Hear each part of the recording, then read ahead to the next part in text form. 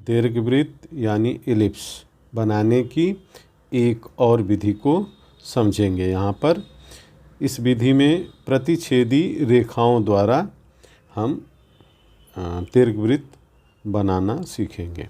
प्रश्न को पढ़ लेते हैं। एक दीर्घवृत्त की रचना कीजिए जिसका दीर्घ अक्ष और लघु अक्ष क्रमशः 8 सेमी और 6 सेमी है। दीर्घवृत्त को प्रतिच्छेदी एक दूसरे को काटने वाली रेखाओं द्वारा पूरा कीजिए। दीर्घवृत्त बनानी है जो कि इससे पहले हम बना चुके हैं प्रतिच्छेदी चापों द्वारा, जो चाप एक दूसरे को काटते हैं। तो पेपर में हमेशा ध्यान रखना चाहिए कि रेखाओं द्वारा कह रहा है या प्रतिच्छेदी चापों द्वारा कह रहा है। यहाँ हम प्रतिच्छेदी रेखाओं द्वारा रचना करना सीखेंगे। तो सबसे पहले ये दीर्घ अक्ष 8 सेंटीमीटर है, तो 8 सेंटीमीटर की एक रेखा खींच लेंगे और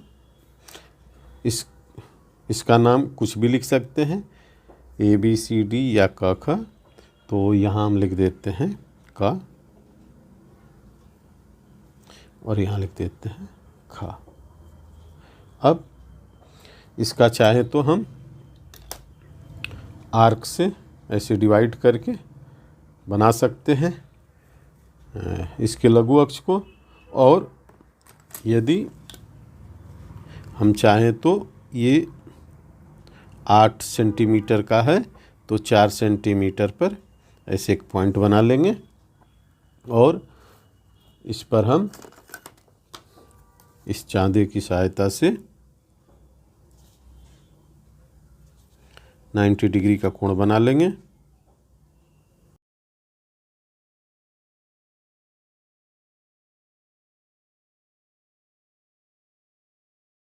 ये हमने यहाँ पर लघु अक्ष बना लिया जो कि ये 6 सेमी का है, 3 सेंटीमीटर इधर और 3 सेंटीमीटर इधर।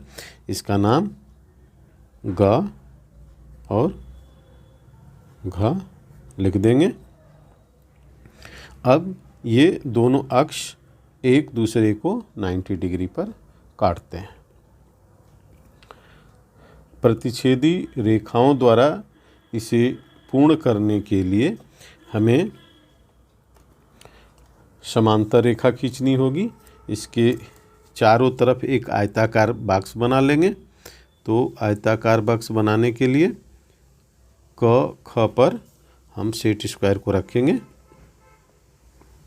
और इसको ग बिंदु तक ले जाएंगे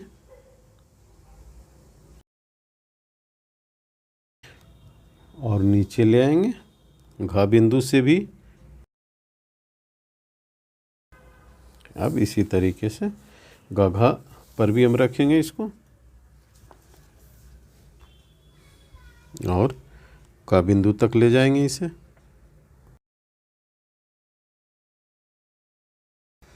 इसके बाद ख बिंदु तक ले आएंगे।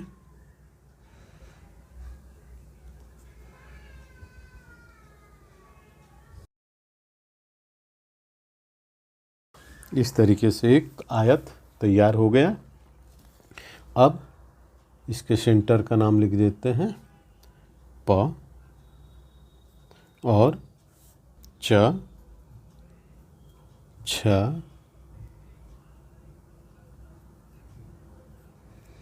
ज और झ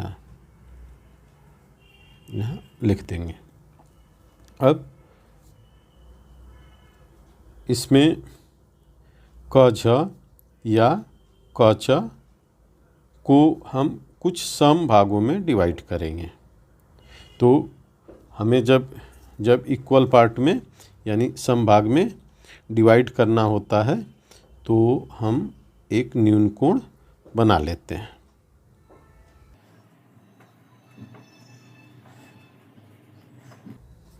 हम 2, 3, 4 कुछ भी इसको इक्वल पार्ट में डिवाइड कर लेते हैं। तो यहाँ हम 3 भागों में इसको डिवाइड करते हैं।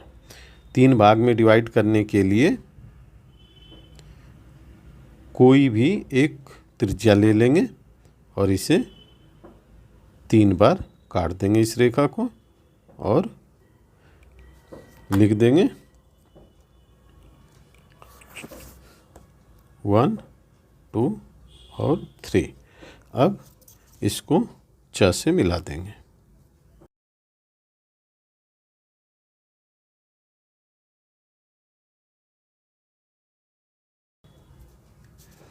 च 3 पर सेट स्क्वायर को रखेंगे।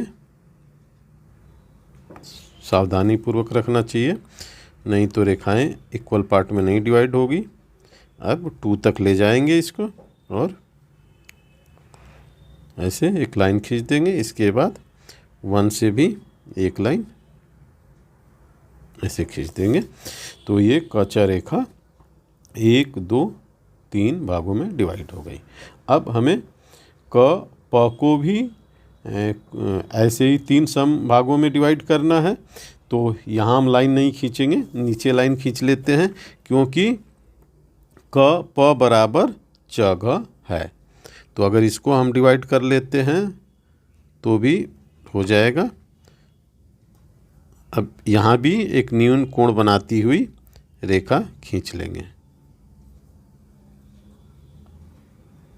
ऐसे एक न्यून कोण बनाती हुई हमने लाइन खींच लिया और कोई भी आर्क लेंगे एक और इससे 3 बार काट देंगे, क्योंकि हमें इसे 3 समभागों में विभक्त करना है। यहाँ भी 1 2 और 3। अब 3 से च को मिला देंगे।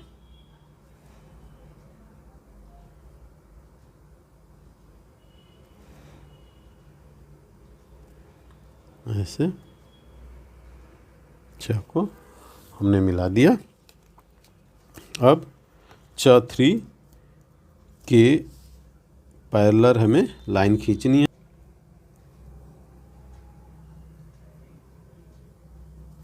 और फिर इसे 1 तक लेके जाएंगे। अब कोई भी कागज़ ले लेंगे और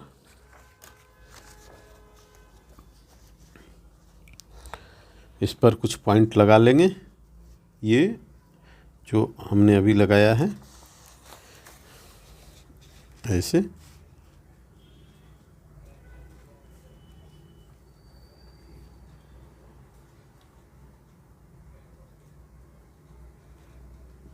और ऐसे।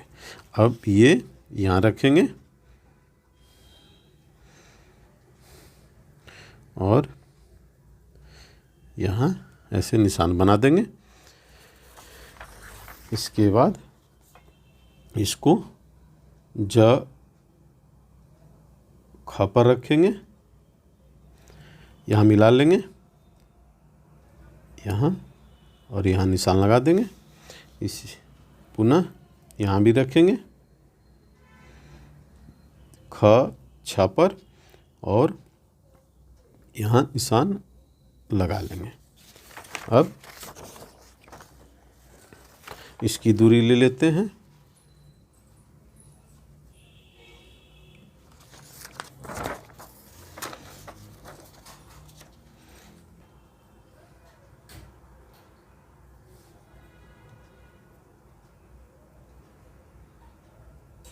और यहाँ क प पर ये पॉइंट बना लेंगे और इसी से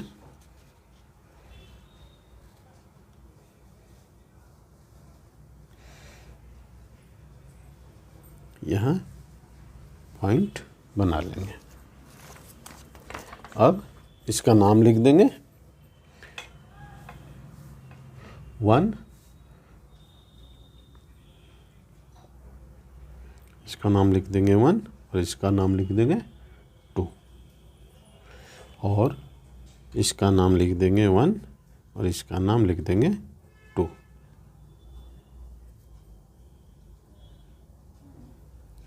अब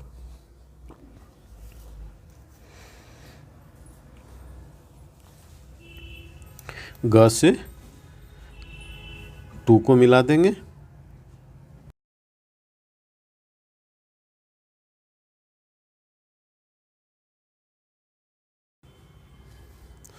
और ग से 1 को भी मिला देंगे।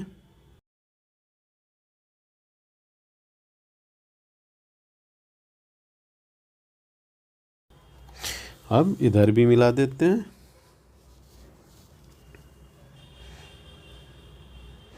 ग से इधर के पॉइंट को मिला देंगे, अभी जो निशान लगाया था।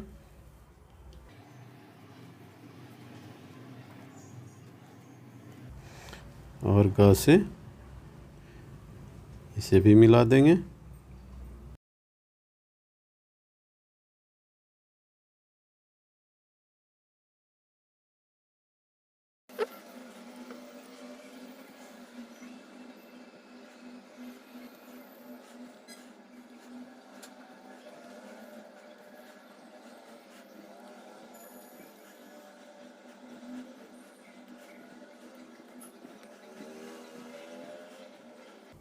इस तरीके से ग से इधर और ग से इधर, इसी तरीके से घ से इस साइड और घ से इस साइड रेखाओं को मिला लेंगे। अब घ से 1 को मिलाते हुए, घ बिंदु से 1 को मिलाते हुए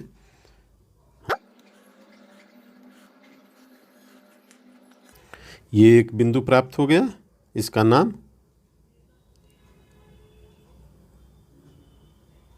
A1 लिख सकते हैं और 1 से 1 वाली रेखा तक मिलाएंगे और 2 को 2 वाली रेखा से। तो घ बिंदु से 2 को मिलाते हुए 2 रेखा तक जाएंगे, यानी यहाँ तक ऐसे।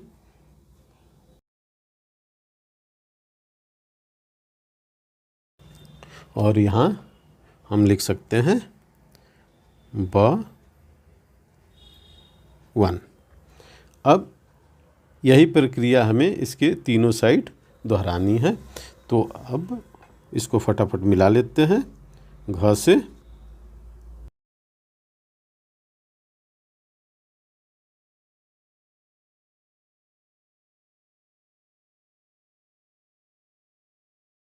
अब ग से मिलाएंगे 1 को।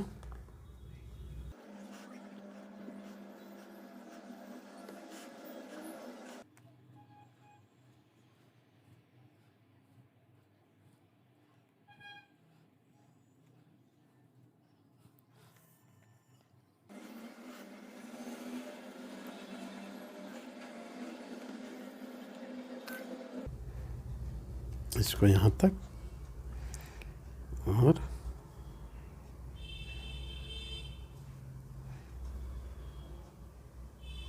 लास्ट में ग से इस बिंदु को मिलाकर यहाँ तक ले आएंगे।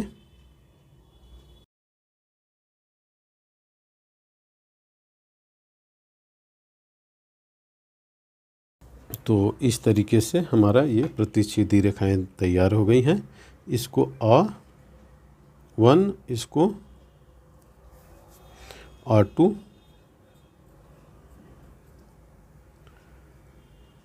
इसको A3,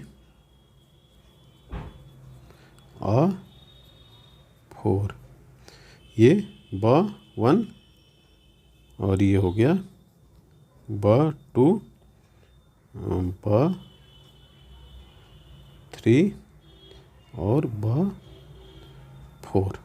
हमें इस तरीके से 2 इधर 2 इधर 8 पॉइंट प्राप्त हो गए। यदि हम इसको 4 इक्वल पार्ट में डिवाइड करते तो और रेखाएं हो जाती, लेकिन परीक्षा में समय इतना नहीं होता है, तो 3 पार्ट में बांटना ही इसे उचित रहता है। अब हम इसे फ्रेंच कर्व के द्वारा पूरा कर लेंगे और चाहे तो हम हाथ के द्वारा भी सावधानी से ऐसे इलिप्स को बना सकते हैं।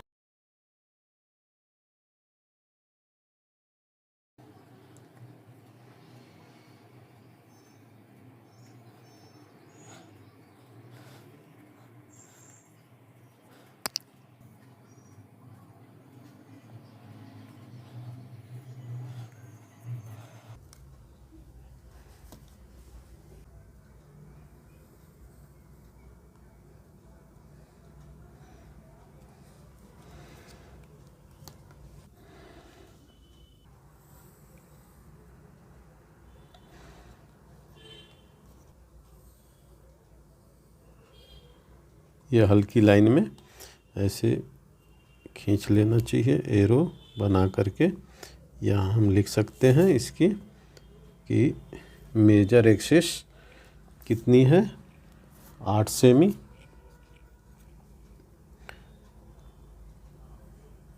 8 सेमी और माइनर एक्सिस 6